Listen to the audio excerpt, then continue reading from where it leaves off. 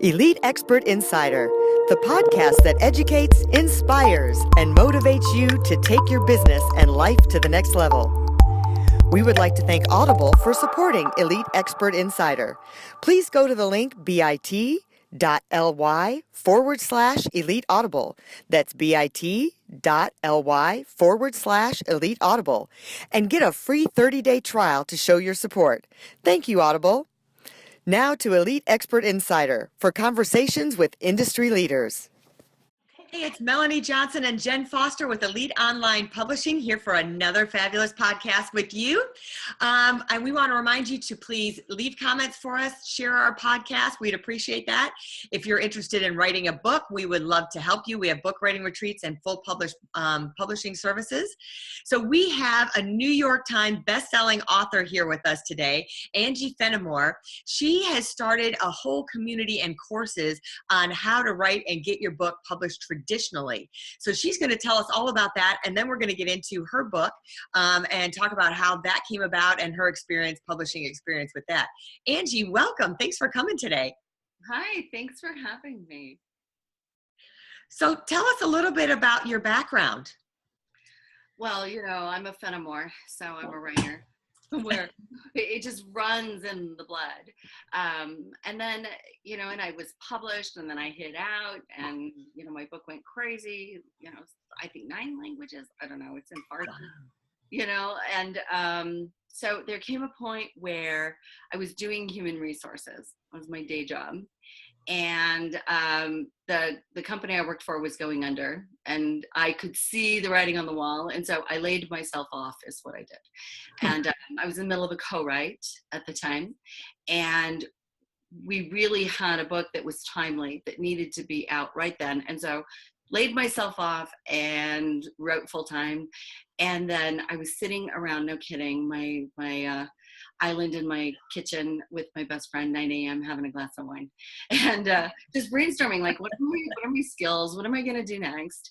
And it really was important to me to be able to write. And as a single mom and, the breadwinner, it just, like, finding writing time was really difficult. Mm-hmm. And so I used to lead programs for Landmark Worldwide, which is like the global leader in personal and professional development. Mm-hmm. And I was very, very effective there. So I know how to take an entire room of people and in 3 days create a transformational experience. And, I knew for myself from writing that I used transformational tools all the time, hearing a no, being able to hear a no. Mm-hmm. So, and then I was also just masterful at the pitch. I'd gone to a couple of writers' conferences where I didn't get picked up at the conference itself, but I had created connections outside of the conference. Like, I had called an agent, which is a no-no. You don't ever do that. And but I did, and I knew how to pitch it, like how to get that one-liner out so that she, I told her, I know I'm breaking protocol, by the way. And then I got my one-liner out, which introduces an opening to get the pitch out, the 30 seconds out. And we met over vitamin water in LA at the completion of a conference, and I signed. And she's one of the top deal makers. And the same thing happened with my other agent that I have, who's the number one deal maker across all genres. Often it was just out of doing the unconventional and knowing how to pitch, and that training that I got leading that course. It's all about training people in how to tell their story effectively in 30 seconds. That's a lot of what we did. Plus, as an HR manager in the restaurant industry, I probably hired and fired thousands of people. And I definitely interviewed so many people. I was very, very clear what works, what you got to get out in 10 seconds. And, the presentation, all of it. So I'm sitting around my island with my best friend. And so it's like, okay, that, and you write phenomenally, like I always have, the big dogs, Random House, Simon & Schuster, Macmillan requesting my work. So there was that. And I know how to put on a spread. It's like we Fenimore is also all about the divine as far as food and presentation goes. And you get me and my sister together planning Easter, and it's, you know, food all day. It's quiche in the morning and homemade pastries and all on, you know, mixed, matched china. It's just, you know, in crystal, just beautiful, right? And so I really, no kidding, put it together, what it was going to look like. I knew participants needed to have the opportunity to pitch. If I was going to continue to, you know, persuade them towards the traditional route, which I still believe, you know, that lends you so much credibility. I still believe, you know, that that's a great way to go. And I do think that there are those who are writing books that really should consider self. So we actually do both now. But it was that plus just all of it. You know, I put together, I knew it needed to be 3 days. I knew 4 days is too long for what I wanted to do, something that's a day course, 3 days. 2 is not enough. And I also knew I needed to bring in other experts. So I actually put it together. I got my panel filled out. I got myself on all the shows and in the media, in, you know, newspapers. And I filled that course, that first course. This is like 3 years ago. And then I put together the actual curriculum at 11 p.m. the night before. And it's just, yeah, and at that course, the very first course, we were at 80% effectiveness for manuscript submission requests, the first course. And so it's just expanded from there. Then we eventually introduced story structure. I happen to be dyslexic, which is a gift, and I can see things globally. So I've kind of reverse engineered basically what I do that is effective, and then broken that down into chunks, you know, like Mozart did what he did, but a piano teacher can actually teach you how to play Mozart. So that's what we do, is Perfect. we write like a master. So tell us, so you have this 3-day course, and most of our listeners usually are looking at self-publishing, and so it's great that we're interviewing you because we can learn all about the traditional publishing world and how it works. But some of the vocabulary you're using, some of us don't know what all that means. So start with, okay, you have a 3-day course where you teach people the main things they need to know to pitch and write their manuscript, and how to have a good story to begin with, right? Well, we start with the brain science, like of the experience of rejection and failure, which is rampant in the traditional publishing world. It's also rampant in the self-pub world too. And you're always, you know, writing is such a solitary, you know, activity. You're always second guessing yourself.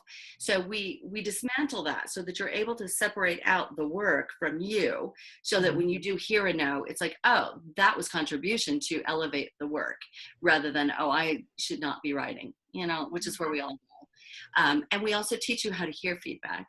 And then we train you in story structure. And we do this in such a way that a 6-year-old can get it, and you never forget it. You see it everywhere and then you can reproduce that, right? You can then see your story in 4 parts. You can see, am I hitting those emotional beats? Because not only are we interested in getting people published, we want those books to be phenomenal. We want them to be like award-winning quality, right? And then on day 2, what we do is we brainstorm, we workshop all day long on the pitch. And then we bring in our panel at 4 o'clock, and it's a soiree. This is a very small event. And so these are people that you have to wait behind the velvet rope for hours to get to talk to them at Comic-Con or other conferences. And here you get them, and you're having dinner with them. And then you get to pitch your project to the editors that are there. And then on, which is phenomenal, you know, and everybody's just kind of blown away that they're sitting there with an editor and they're getting feedback or they're getting a yes. And then on day 3, we focus on the creative process, which Let's go back to the pitch really quick before we go to the creative. Sure. So tell us a little bit about the book pitch. So what exactly is it? What does it mean? What is it just, you know, what is a book pitch?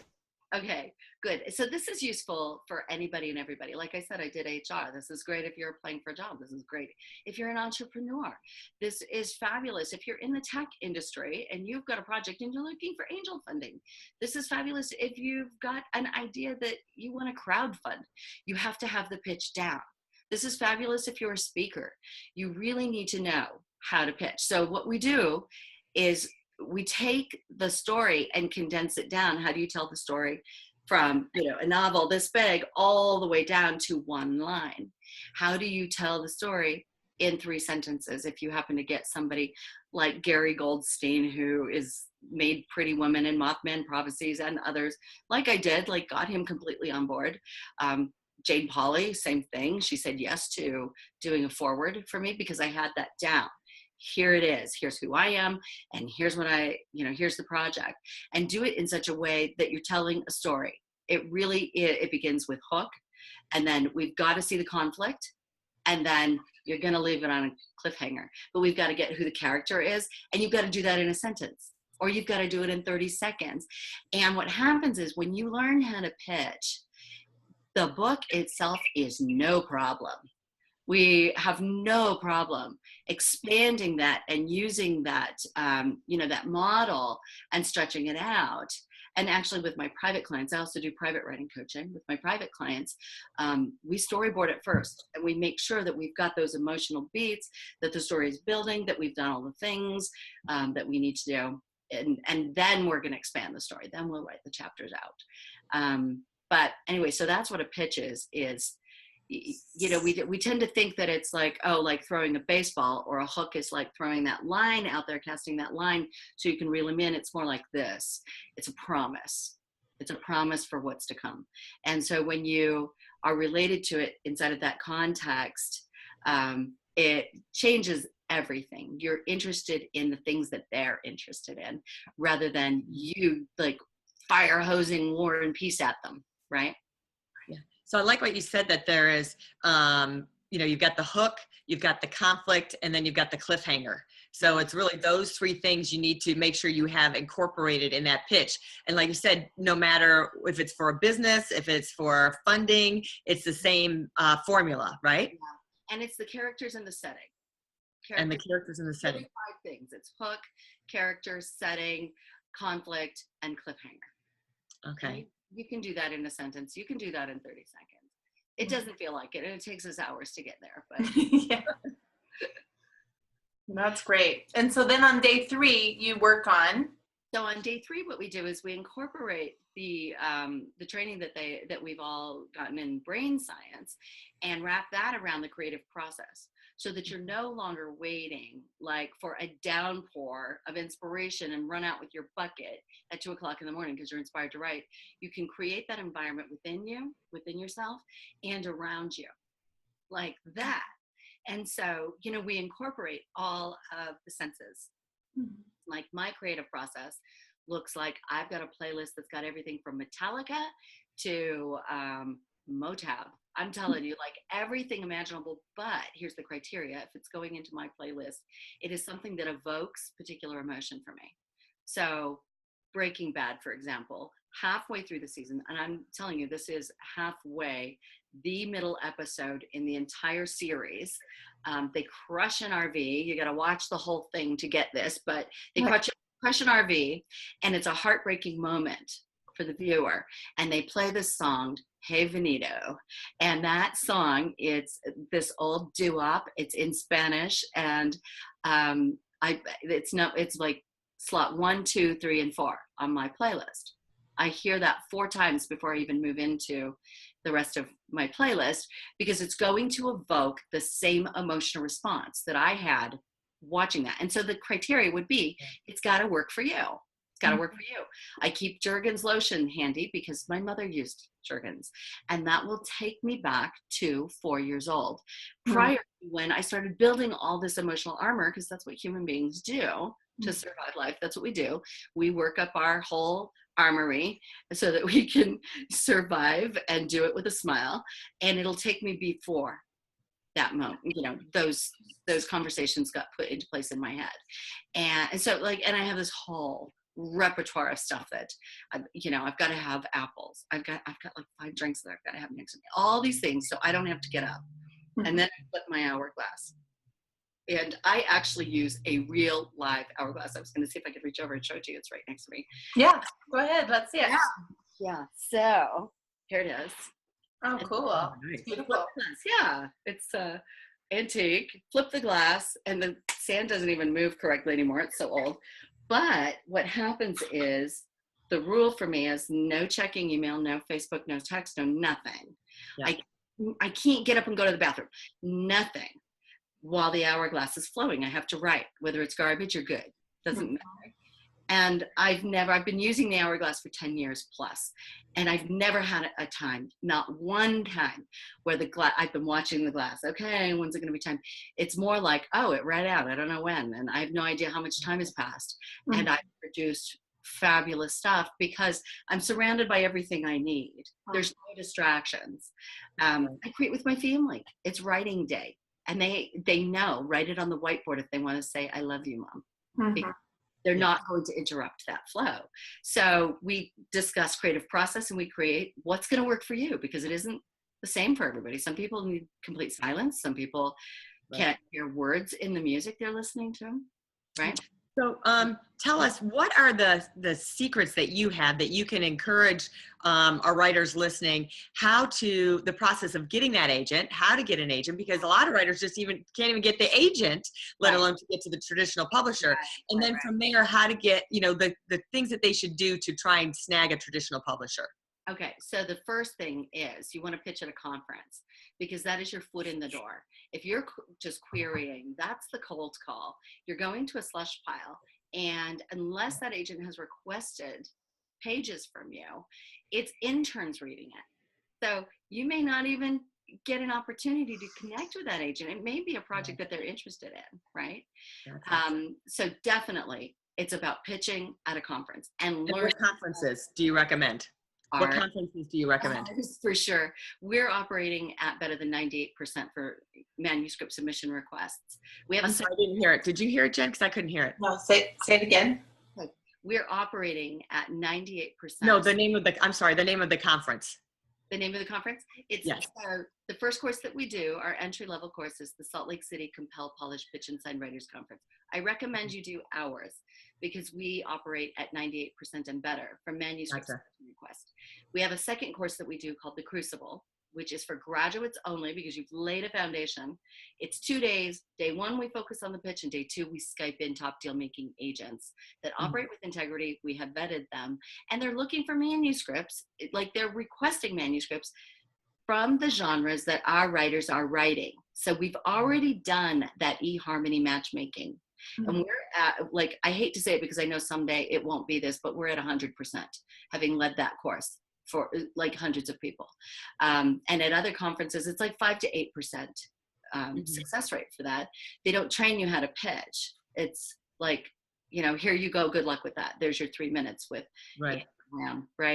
And and I had some nightmares happen at other conferences.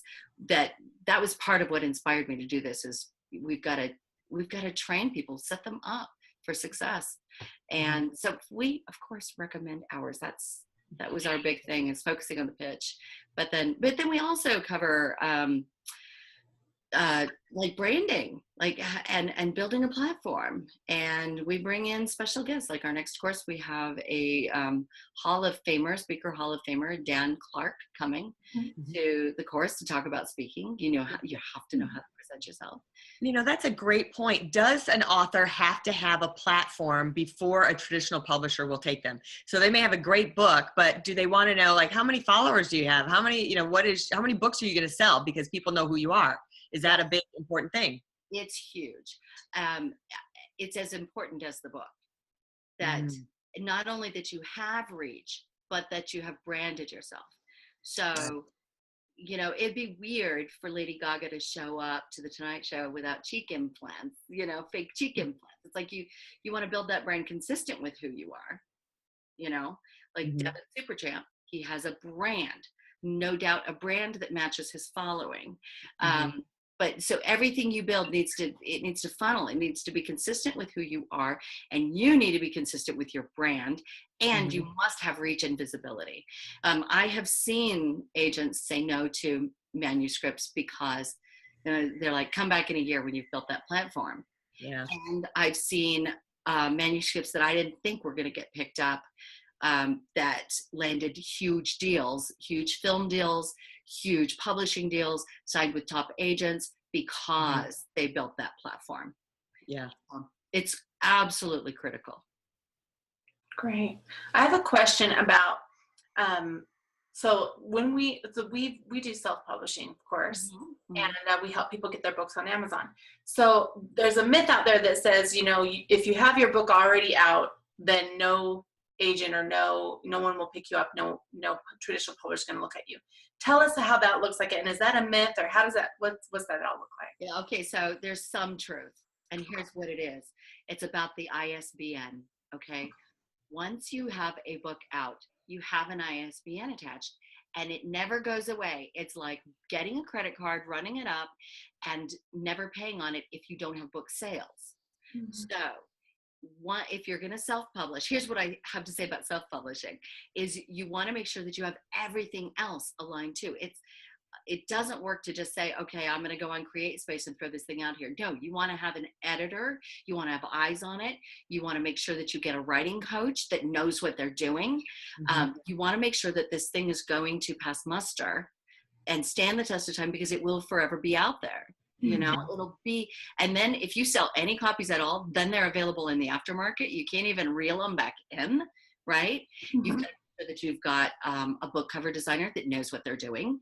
You've got to make sure that you know how to play the game and how to reach bestseller statuses in different categories. So that's the only reason we still, and we don't actually entirely recommend completely traditional publishing anymore. I've been watching it, and we're at a point where it's still, it depends on what you're doing. But if you are willing to invest in all of the other things that it takes to have a book be successful, then by all means, especially if you're a speaker, and you already have credibility, and that's another thing too, it's about the credibility and the visibility as well, then by all means self-publish, but do it right. Do it right. You are not the best judge of whether or not that book is great. You've got to get eyes on it. Professionals that have been doing this for a long time, that have their hands wrapped around, what a great book looks like and what has a book sell. So does a book have a chance? Let's say it reaches #1 on Amazon. Is it possible that a traditional publisher will pick it up? That will serve you. That will actually serve you. Richard Paul Evans, who was he's the all-time top-selling self-pub author, and began selling those books out of the trunk of his car, ended up landing a $4.2 million deal with a traditional publisher. And I don't know if it was the second book. I think it was the second book, actually. For Michael Bay, or for which book? No. For his Christmas box series? Yeah. Christmas box, okay. Yeah, for the Christmas box series. So it's a foot in the door too to traditional publishing. And another nice thing about traditional publishing is they're going to write you a check rather than you write them a check. But sometimes it's especially the world the way it is and the conversations that are changing. Sometimes they're old dogs. Traditional publishers are old dogs, and sometimes they're not completely up on what the audience wants to hear, what they're ready for as well. Well, and I just had a conversation with a PR agent that works with traditional publishers. Pretty much that's all she does is traditional publishers. And she was saying, a publisher, a book, maybe they get, let's say it's not a big author, so they get a $15,000 check. She said, well, then they got to turn around and give me that money because they're not going to do the PR for that book.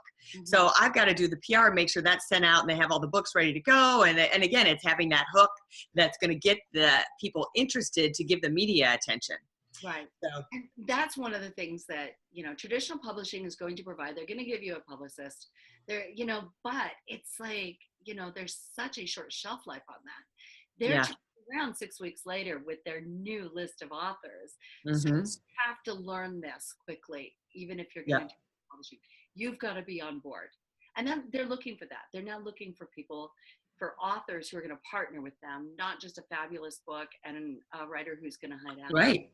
Yeah, that's long gone are those days. Yeah, they want to know what you're going to bring to the table for sure. Absolutely. What's your marketing plan? Even the bookstores for book distributing. If you want your book, if you're self-publishing and you want your book in a bookstore, well, then you've got to say what you're doing for your marketing plan with the book. And even if it's traditional publishing, you still have to say, this is my marketing plan for the book.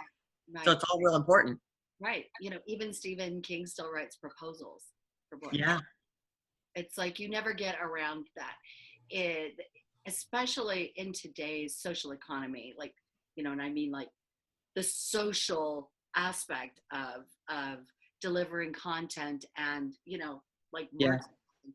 you just, it changes so fast. It Yeah. changes so fast. You've got to jump in to the current and stay. Yeah. If you intend to. Fantastic. So Angie, tell us where people can go to this fabulous course that you have and get, you know, be one of your 90% success rates. Awesome.